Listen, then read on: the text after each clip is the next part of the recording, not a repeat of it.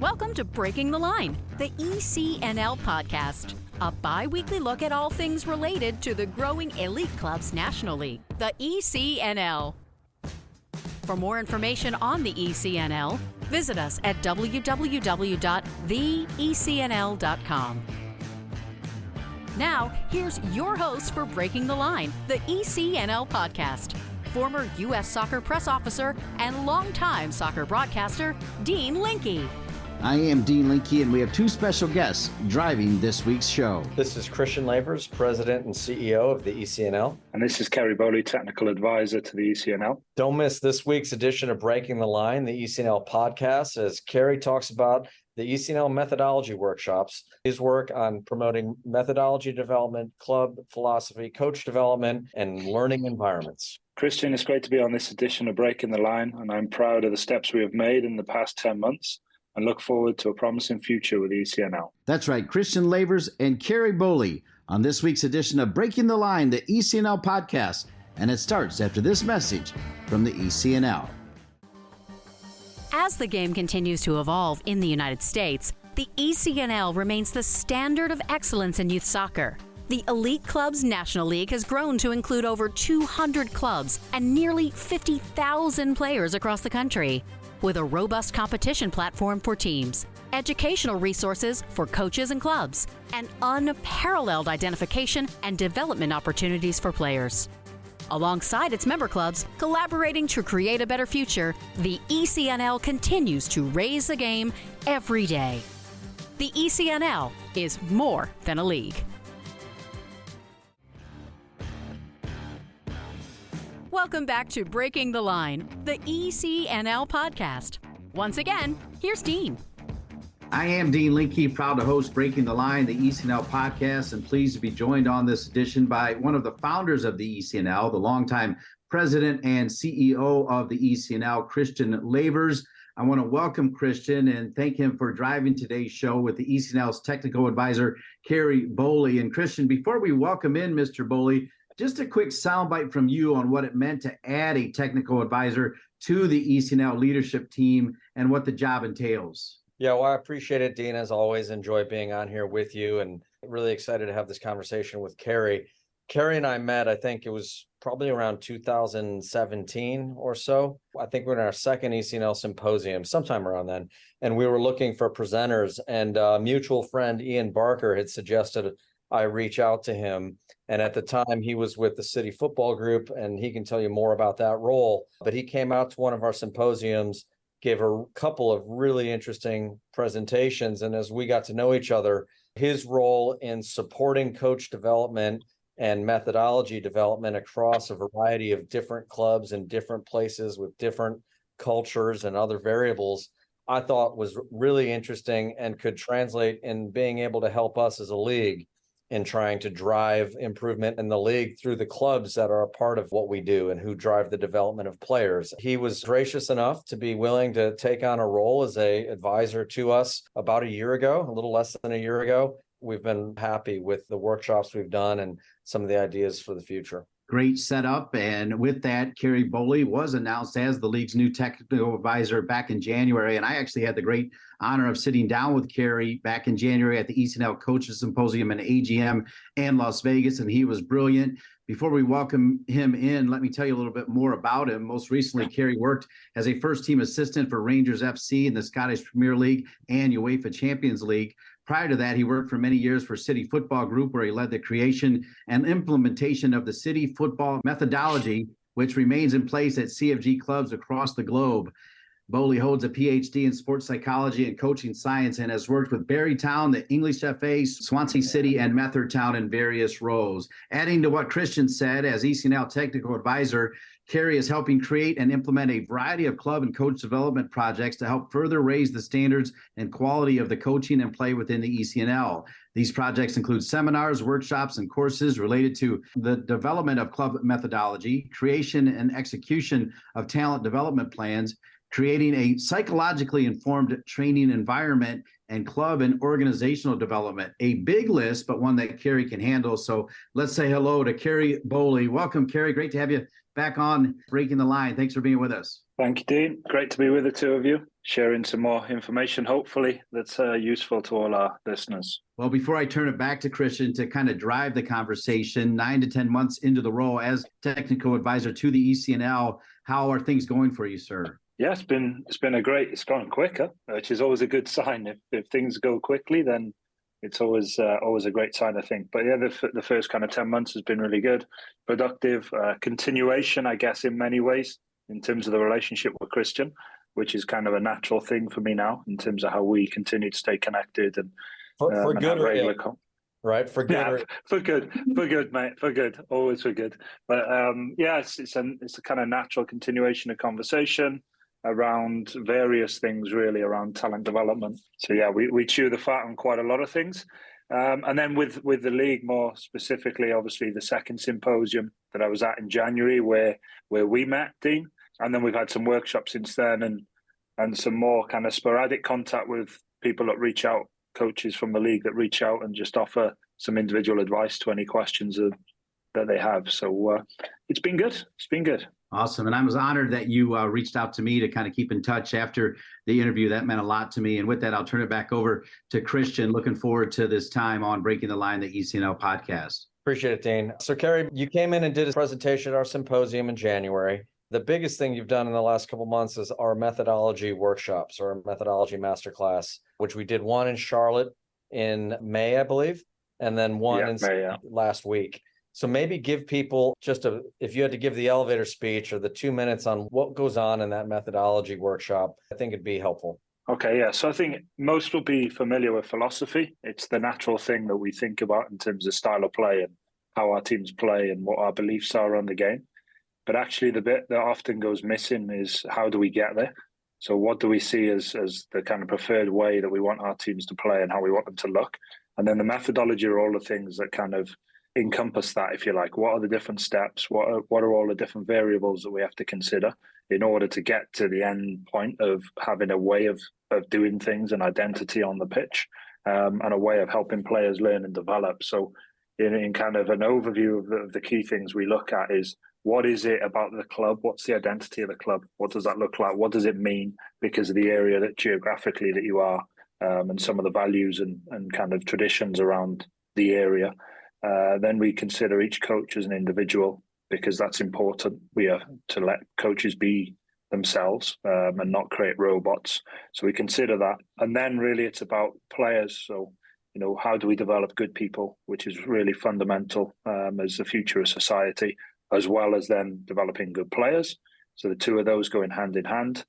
Then we get into what do we want the game style to actually look at, study some of the clubs around Europe and around the world in terms of what different game styles are, and what's best suited really to what we are as a club and what it is that we're trying to achieve. And then how do we bring it to life, which is always the most interesting bit and always the most exciting bit, but the part that is probably most difficult to do for sure, the most frustrating on times to implement, but having a clear idea of how we do that and how it goes from being a piece of paper or a PowerPoint slide to actually being something that happens in training and games, which is the most important part of coaching, educating and teaching. So that's the kind of overview of what we try to achieve.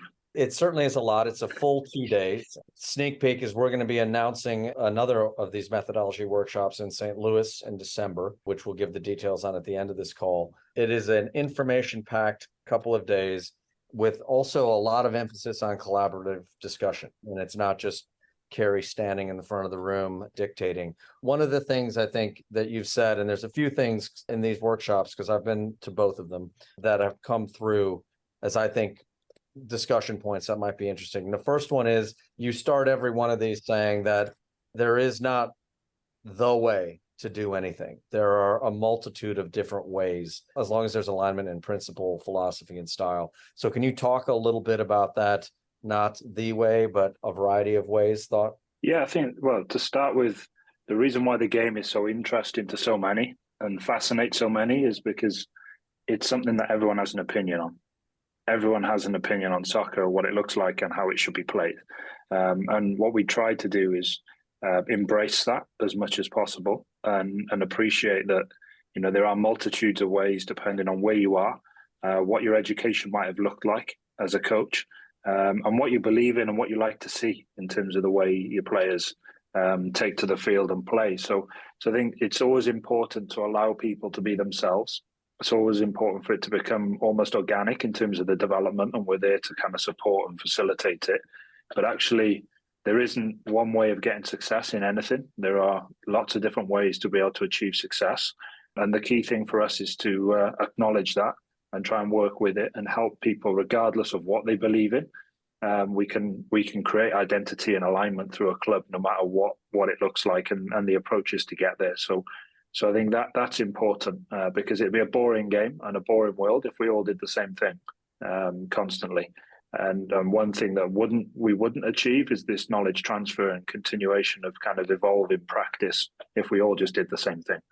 So it's about embracing that. It's about encouraging people to be themselves, original and authentic in terms of what we develop.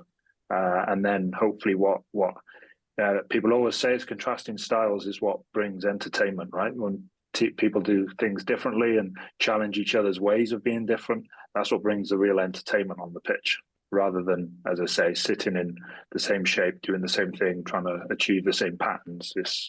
That becomes quite boring and monotonous. So, Ceri, the word that I like the most out of Christian's question there was collaboration. I think the ECNL takes a lot of pride in hearing from their clubs and the leaders of their clubs. They don't just stand up on a white ivory tower and say, this is how it's going to be done. How refreshing has that been for you to work in that environment? Yeah, for sure. It's hugely important. And as part of the workshop, we talk about collaboration being more than teamwork.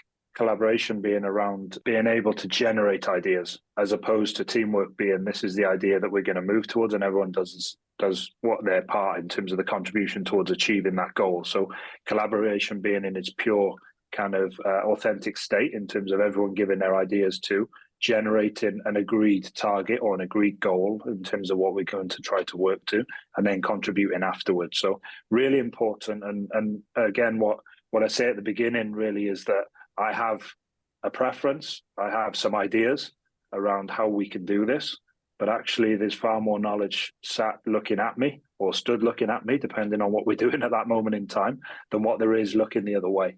Because when you get a collection of coaches, 20 odd plus coaches together, there's far more experiences in the room, both kind of similar experiences, but also contrasting experiences than what there's ever going to be with one person leading and facilitating a workshop. So that's been hugely important. I think we've generated some really rich discussions between the candidates and the coaches that have been there. So, it's a huge thank you to them, because these workshops are as useful, as productive and effective as the people that are in the room, willing to contribute and have the discussion. So that's been great. It's helped me understand the clubs far better, some of their unique challenges, some of their similarities in terms of challenges and successes.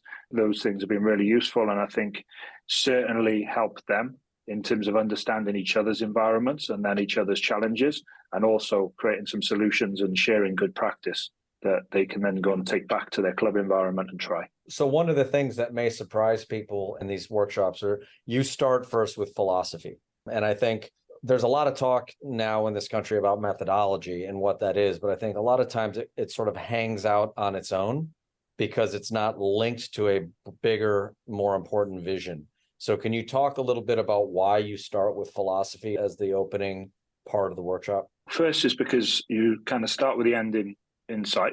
That's one thing. So what do you want to see in the end? And then how do you build up towards it?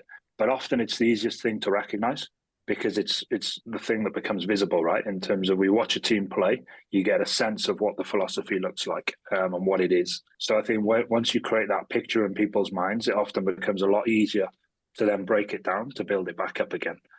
So similar, coaches will be familiar with the whole part whole method.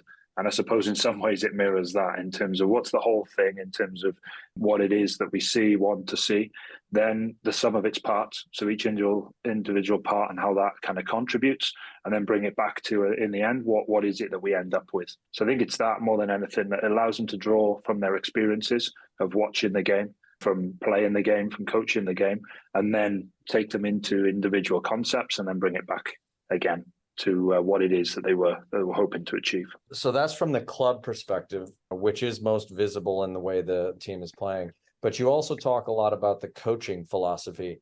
And I think one of the comments you make is less than 10% of coaches actually have a written coaching philosophy down. Yeah. So can you talk about the difference between a club philosophy and a coaching philosophy? Club philosophy is more around what is it that we agree? What's the alignment, if you like, in terms of what we agree we want our teams to look like and what our approach is going to be to play in the game.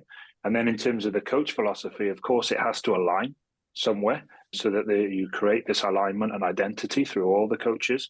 But actually, it's also important to draw upon all the experiences of each individual that you have as part of your club. For similar reasons to what I said with Dean around collaboration, really, that you draw upon as many experiences and as many views of the world as possible.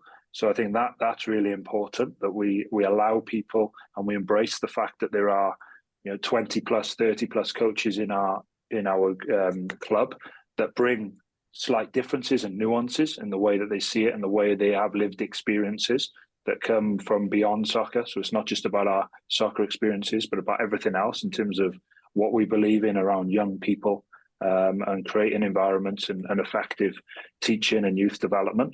But then when it comes to the bit around being written down, it's being purposeful. So many coaches will go through their whole career and never really know why they do what they do. They just know what they do. And I think it's really important to give thought to why is it that I do it in this way? What has my previous experience taught me about why I need to alter and change tact a little bit in terms of my approach? Why do I work with this one player in a certain way, which might be different to another player? I think it's quite easy. Otherwise, we just kind of sleepwalk through 10 years worth of coaching and still do the same things as we done in year 10 as what we did in year 1, which obviously doesn't bring the kind of effectiveness of teaching and learning that we really want in terms of youth environment. So I think it's that it challenges you to think about why you do it, and then as a result of it, you have to commit something. And if you commit something to paper, what we know is that it acts as a reference point. But as soon as we commit to it, it means that we have to go through and actually live those behaviors and actualize it. So it helps in that way as well. Bring it into focus as often as possible. Well done. And time for our first break as ECNL CEO and President Christian Lavers visits with the ECNL Technical Advisor, Ceri Bowley. When we return, Christian switches the discussion to coach development and player impact on Breaking the Line, the ECNL Podcast. Nike is a proud sponsor of ECNL Girls. Nothing can stop what we can do together to bring positive change to our communities. You can't stop sport because # you can't stop our voices. Follow Nike on Instagram, Facebook, and Twitter. Soccer.com is proud to partner with the ECNL to support the continued development of soccer in the U.S. at the highest levels. We've been delivering quality soccer equipment and apparel to players, fans, and coaches since 1984. Living and breathing the beautiful game ourselves, our goal at Soccer.com is to inspire you to play better, cheer louder, and have more fun. Visit Soccer.com today to check out our unmatched selection of gear, expert advice, and stories of greatness at every level of the game. Welcome back to Breaking the Line, the ECNL Podcast. Dean Linke, so pleased to be joined by Christian Lavers and the technical advisor for the ECNL, about 9 months into the job, Ceri Bowley. I turn it back over to the ECNL CEO and President, Christian Lavers. So to kind of pivot on that question of balancing the coaching philosophy and the club philosophy, how do you support giving coaches the autonomy and opportunity to develop as individual coaches within the context of we need to see a consistency over time in age groups within a club? Yeah, so it's a great question and often the most difficult thing in coach development, because the easy thing, I guess, would be to give everyone the same session to deliver so that it looks the same. And as a result of that, practice becomes modified around the kind of coaching practice that is around the session that you're going to deliver. But actually, when we come back to embracing what each person is and their experiences and how they see it, I think it's detrimental to go practice-led kind of sessions, if you like.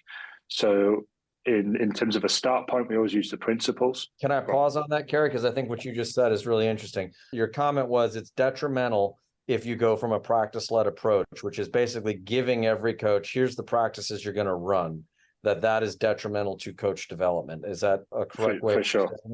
Okay. Yeah, for sure. So, and the reasons for that is because I've already said we want original coaches that can think, bring their own experiences to the fore. And the most important thing for me in terms of practice design is, what do the players need? So it's hard to come with a preconceived idea, we're going to run this practice because that's what we want to run. Well, actually, is that what your players need? Because that should be the start point of everything that we give thought to in the design of any practice and session, is what is it that my players need and how do I need to deliver what they need, essentially. So that becomes our kind of start point. But to your second part, in terms of the principles, because of needing to have some sort of alignment, then we work to a model of principles. Identify in possession, out of possession, in transition, attacking and defending. What are the key things that we need to master in order to help our players learn? As the workshop continues and it gradually gets more and more specific to the field and to the player from these sort of big overarching perspectives. But one of the things that you say that I think is really important and you're very clearly passionate about is you talk about the percentage of players that ultimately will move on to professional soccer in terms of success, but the opportunity for 100% of players to have a positive experience from the sport and the club. So can you elaborate on that piece of it when we start talking about philosophy and impact? What we know is that the opportunities for those to go and play at the top level are limited because there are only so many spots on a roster and there are only so many leagues in the world that they can go.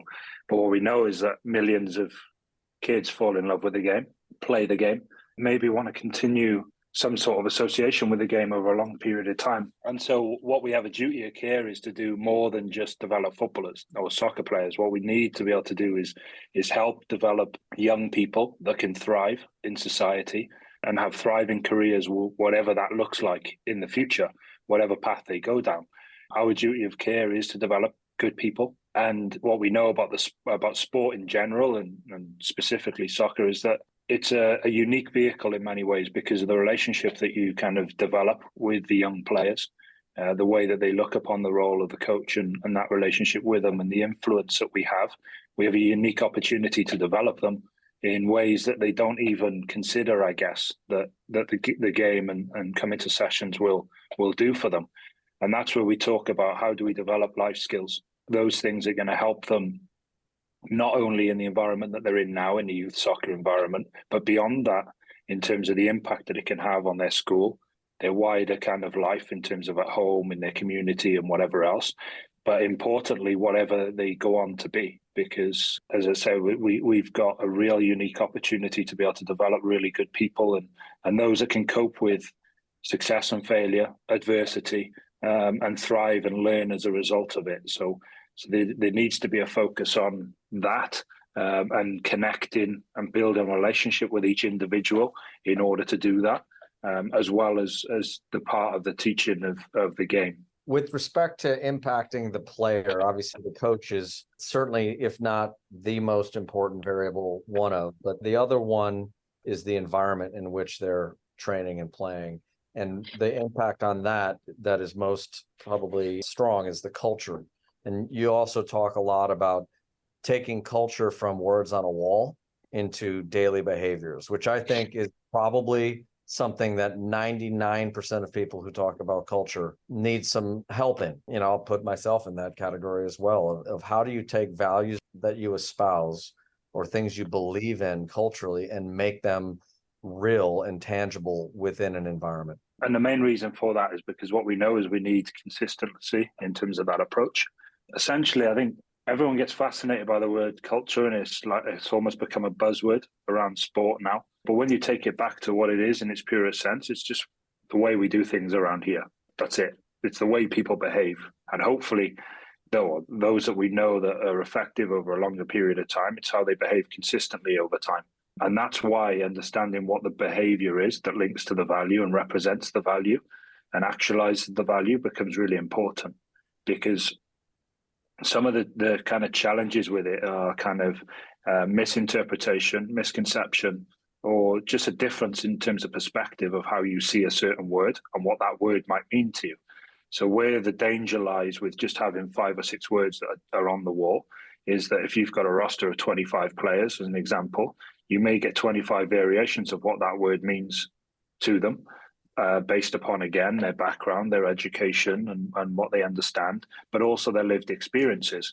And as a result of that, it's important for us to kind of define what it means and what it looks like. Because ultimately, where anything we do in the coaching of young players is what does it look like in the end? So again, we come back to the philosophy. The easiest thing is what does it look like on the pitch? The hardest thing is how do we get there and how do we build up these kind of concepts and behaviors over a period of time? And for me, culture is the same thing. What do people see when they come into an environment, and what do they feel? What do they hear that tells you that there's a lived culture by everyone at the club? And that's the reason why we need to get real clarity on what does it mean for every one person? What's the definition of the value, and what behaviors are the best for representing that value and in some ways articulating it through the behaviors that you see day to day. And that's something that's a real focus for us, particularly when we know that youth sport is a long game. So we need to be able to continually do this season by season by season to really have the impact and the desired impact on players and people. Ceri, what are some stop signs or dead ends on creating a positive culture that you've identified in all of your wonderful work? The first one I would say is that they just become words on the wall that look pretty for people to say we have a culture. I think the other is it's very difficult to manufacture a culture.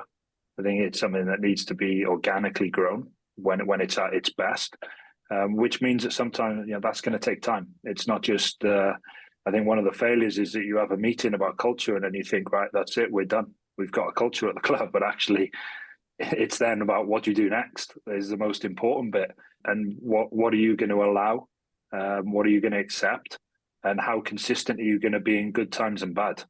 Because quite easy when it's good, we get comfortable and we allow certain behaviors that we wouldn't otherwise allow based upon what we want to see. And obviously then it becomes even more difficult. The more you allow, the further you've got to rein it back in at periods of time when maybe you feel as if that's necessary. So I just think being as consistent as possible is probably the most difficult thing. But a lot of the time it comes from misconception or a kind of a misunderstanding of what culture actually is when it's at its best. Yeah, when you say that, Ceri, the importance of reinforcement and repetition jumps to mind. And I read once that the average human reads or hears 2.3 million words every 3 months. And when you think about that and you think about people saying something once or twice and how quickly that just turns into noise out in the environment and the message just disappears. So the importance, number one, of intentionality, which I hear all the way through everything you're talking about, is intentional thought to intentional action over and over. The quote, I think, from Emerson, which is, "Who you are is speaking so loudly, I can't hear what you're saying." And I think that's a big piece of culture as well, because the words on the wall, if they don't match the actions, especially of the leadership, you end up with a huge disconnect. For sure. And your actions will always speak louder. They say actions speak louder than words. They always will. So the consistency between what you show and what you say is also really important in good and bad, just general day to day. And also the reason why we kind of work on the philosophy and the methodology to get some real common language throughout, that becomes really key. So that they hear consistent words, consistent phrases, consistent concepts that have meaning, and every experience on the pitch, whether that be in training or in games, is a new experience or version of the framework. So there's a level of consistency because, as you say, then you actually have some focus, some intentionality and some purpose in terms of what you're working to. And every experience just gets attached to each of the concepts and each of the frameworks, which then means that over a period of 10 weeks, you get 10 or 12 examples of what that might look like, which gives you even more clarity. Because what we know about learning and performance is to learn, we need to be able to consistently do the same thing in very different environments. And that's what those number of weeks of trainings and games allow us to do if we bring it back to something that makes sense and that people understand. Ceri, I'm not nearly as well read as you or Mr. Lavers, and I bring the IQ down in this triangle here way low. But one book that I have enjoyed is Malcolm Gladwell's Tipping Point. When you are assessing kind of the tipping point to know that they have bought into the culture. What are some of those tipping points that you're looking for? It's a good question. And I used to get asked this a lot around, when do you know when it's time to change something in an environment, whether that's a coach or players or anything else? When do you know it's getting stale? I think the biggest indicator for me is energy, because energy gives you an idea of commitment to the cause, and how on board everyone are, and how aligned people are, and how collaborative and how well they work together. That gives you a real indication, I think. So if there's real energy and enthusiasm in the environment, then I think you're generally in a good place. And what will happen over a period of time is that you'll achieve success, because you get the buy-in and the engagement from as many people as are present in that environment. And those that are not, then you know, the old phrase goes that you change the people or you change the people, right? And at some point that does become the case. But I always try to give people the opportunity to buy into something as a new way of doing, to engage them right at the beginning so that they become part of it. So again, it comes back to that collaborative approach. But then, the energy tells you everything. I think when you walk out to a session, when you walk into a club for the first time, that will tell you everything that you need to know about where the club is at. Is what does the energy feel like? I think you can almost feel it before anything else. That is a great tipping point. We are 2 segments in. We'll have one more segment as Christian Lavers, the longtime president and CEO and one of the original founders of the ECNL, is here with Ceri Bowley, the technical advisor, almost 1 year into the job and doing some great work on multiple topics. When we return, our final segment will be around creating learning environments. It'll be good. Let's take a break and be back with more on Breaking the Line, the ECNL podcast. The ECNL is pleased to announce Quick Goal as the official goal provider and partner for ECNL Girls and ECNL Boys, a new partnership created to support the growth and development of the country's top players, clubs, and coaches. At all national events, including national playoffs and national finals, the Quick Goal Coaches Corner will provide hospitality and social space for ECNL Girls, ECNL Boys, and collegiate coaches. Quick Goal will also be the presenting sponsor of the National Championship winning ECNL Girls and ECNL Boys Coaches of the Year and the ECNL Girls and ECNL Boys Goals of the Year. Quick Goal looks forward to helping the ECNL continue to elevate the standards of youth soccer and provide more opportunities to players on and off the field in the coming years. From athletes just starting to turn heads to some of the best athletes to ever play their games, Gatorade shows that they are the proven fuel of the best. For the athletes who give everything, nothing beats Gatorade, the studied, tested, and proven fuel of the ECNL. Welcome back to Breaking the Line, the ECNL podcast. Christian Lavers with Ceri Bowley. Back to you, Christian. When we talk about creating a learning environment, and I'm going to connect this to culture now, because to me, and I do think this is a cultural issue that we have to address directly here, it's hard to create a learning environment with players when you don't have a learning environment with staff. And so what is your perspective? You've worked with some of the top youth coaches, relationships with top pro coaches. What is your perspective on learning as a habit of top coaches across the world? The best coaches in the world, from my experience, are lifelong learners, and they are constantly looking for new ways to evolve their practice. And, I always come back to John Wooden's quote, it's what you learn after you know it all that counts. And I really do believe in that. The coaches that I've been fortunate to have relationships with, to see work and to be a part of their journey in some ways, then they've always had that. It's always been around the search to be better. And it always starts with the search to be better in myself. And it starts with me as the leader or the coach in that environment, rather than how do I help my players get better. It's always start point is how do I get better in order to help my players get better. And there's only a slight difference in what I just said there, but the shift in the focus and the mindset is everything in terms of where their start point is. So I always say that's the first thing. Lifelong learners look for improvements in themselves, in their own behaviors, in their own coaching practice before we get to what we need to do with the players. So what is it that you think, and I don't know if it's different in different places, but there's a lot of people, I think, that are either afraid to admit they don't know or potentially have some insecurity. How do you get people over that bridge of of saying, there's something here that can make me better. And I was told at one point as a young attorney in my life that if you go to a seminar and you take away one or two ideas, that's been a good day, and that you don't need to come out somewhere and feel like you're going to learn 1,000 new things. How do you get somebody who might be reluctant to put themselves into an environment where they are going to learn from somebody, or to challenge maybe some of their status quo? How do you get them across that bridge? The start point is always the relationship that you build with each of them. And I think that again, I come back to the kind of purpose around it, but it does have to be purposeful, and it has to be about more than the coach for me, more than about who they are as a professional.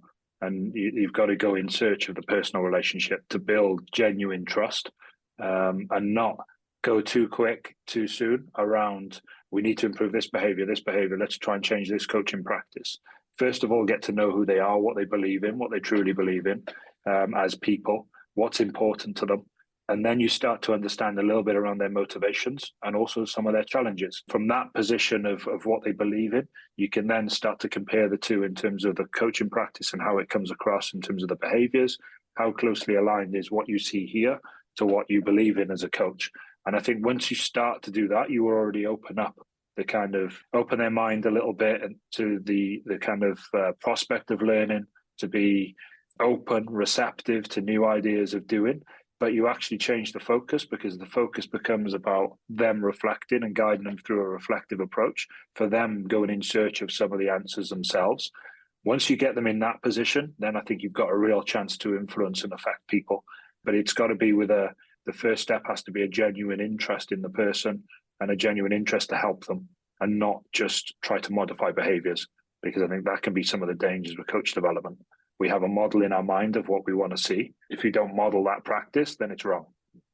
It comes back to the first thing we talked about with coach philosophy. Original ideas, authentic coaches, allow them to be them, build relationships to understand what that person looks like, and then as a result of that, try to find the first way to be able to help them to be better. So essentially that's what we're trying to do in coach development, is just help people be better. It's not saying that someone's right, wrong, better, worse. It's about just trying to help everyone shift the dial a little bit and be 1% better than what they were yesterday.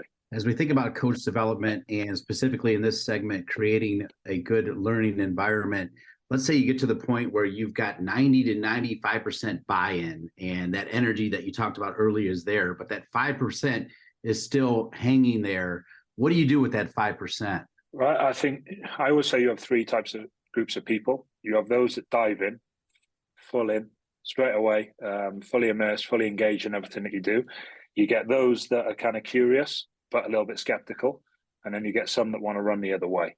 The hope is over a period of time that the curious and skeptical become all in. And then you're left with a smaller group, which is a little bit, as you explained it there, the 5%. And then I think what naturally starts to happen for those minority is that they look across at what the other looks like, and they have a decision to make. Either they're going to be in, or they're going to stand out from the crowd for the wrong reasons in many ways. And you have a saying that you can take the horse to water, but you can't make him drink. And I kind of use that a little bit. Of course, we have a duty of care. If there's a 5% that don't fully engage, but they're at our club, of course, we have to help them, or try our best to help them to learn and become better people, better players. But essentially, they'll fall away themselves, I think, in that way. And then you make some of the stuff that the others are doing a little bit more of a privilege. Because when they feel as if it's more of a privilege, then people get more curious about what is it that they're doing that I'm not. And naturally, over a period of time, I think you'll get more often than not, you'll get people that want to be a part of it. And if they don't, then maybe it's not the right environment for them, and that's fine as well. But let them realize that, because I think they will. Over a period of time, I think they'll realize that this isn't a place for me. So one of the things that you did when you were at City is interview and identify coaches for potential jobs. So I'm going to ask two parts to the question. One is, how did you do that? What did you look for in talking to them? And then two, maybe specifically within that, how did you try and determine whether this person was a lifelong learner, or whether this person was really good at interviewing and talking the talk, but actions didn't necessarily match that? I'll go with one, then two, and then link the two together, I think, in terms of the way I respond to it. So the first bit is that I think you link it to what I said around how you engage people, having a genuine interest to understand who they are. And that's before there's any any role available. So it was literally get to know the person that sits behind the coach, take a real genuine interest in who they are as people and coaches. And that's in various forms. So, calls like this, sometimes go meet people in person if they're out of work, because for me, in person is always the best rather than over Zoom when you're meeting people and discussing with people. So I think that becomes really important. And then, of course, there are many things that we need to consider: who they are personally, who they are professionally, but also what's their beliefs around the game. What does their game style look like? That become really important. We had data measures because particularly with all the first team coaches, the pros, data measures of what their game looked like and that. And those whole approaches all come together.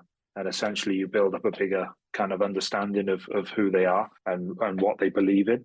And then it's linked to, we had a very specific coach profile of what a City coach was for us across 5 key areas: the person, the relationship they develop with players, culture, the learning environment they create, and the game being the philosophy methodology. In linking the two together, to get the genuine person, it's kind of when there's no job available, because the most dangerous time is when there's a job available that they can modify their behavior towards what the job is. So if you do it through the surveillance, as we used to call it, then you get a better sense of who they are, because you just genuinely build a relationship over a period of time around the game. So you talk around the game, not necessarily around specific games, but just any game that, like if there was a game last night, we talk about that. And then you get a real sense of what is it that they believe in from the game? How do they see the game? What things are they engaged in? And then another indicator is how much did they reach out, as opposed to me always reaching out. Because when they reach out, there's a genuine interest, and the questions that they ask gives you an idea of how committed they are to learning and how receptive they are to the ways of doing.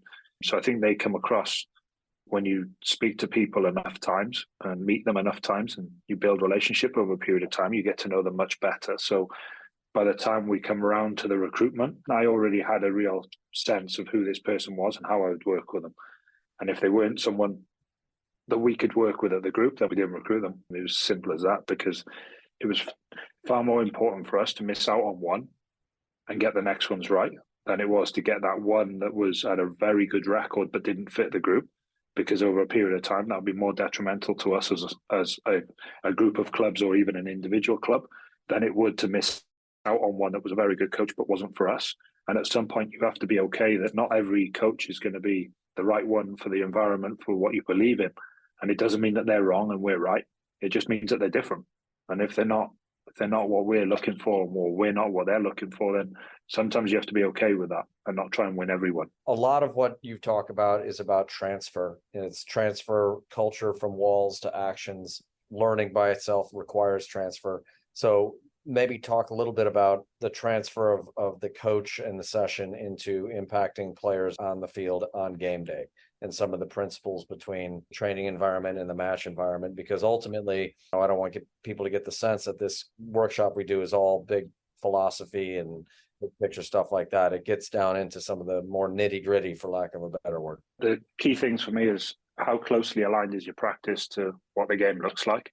That becomes really important, because essentially we're trying to develop players that can play the game. So if we do things in practice that don't look like the game, then what are we actually helping them or teaching them to do? So that becomes one of our start points around how we help them. Consistency of language, consistency of how we utilize a methodology framework is another. So ensuring that, what pictures we create in training are those that they're going to experience in games, for one. The way that we coach, our approach to it is as similar as it can be. Now, of course, on game day, you can't go and step into a session, and you can't go and stand on the pitch and see it from multiple views, which is a bit different. But model certain parts of your training session to replicate a game, because it helps you as a coach as much as it does the players, that you're seeing it from the view that you're going to see it on game day. So you're actually you're training yourself in terms of the art of noticing as well, to see it from the angle that you're going to need to see it on game day. I think that's important. But trying to keep as much of a consistency between the two as possible, obviously knowing that emotions are different usually from training to game, naturally. The environment can be very different, particularly around events and games where there's quite a few people watching and anything else. So appreciating that, but trying to keep your processes as consistent as possible so that you don't get too high when you win, not too low when you lose. After a defeat, it doesn't become a 15-minute team talk after the game, and when you win, no team talk. Keep something that's a level of familiarity for them. Because again, what we know about stages of adversity is that once you've planned well for them, planning is one of the key coping mechanisms for developing resilience. So as a result of it, let's try to integrate as much of that as we can in our practice. So I think they're some of the key things for me, that you ensure that you have a level of consistency, you have a level of clarity that can easily be transferred from one to the other. I appreciate that. And this was a very short and small segment of the topics and the depth of the discussion that occurs over the 2 days of the methodology workshops that we've done. And we're excited to have another one coming in St. Louis, December 6th and 7th. And information for sign up for that workshop will come out here in the next week.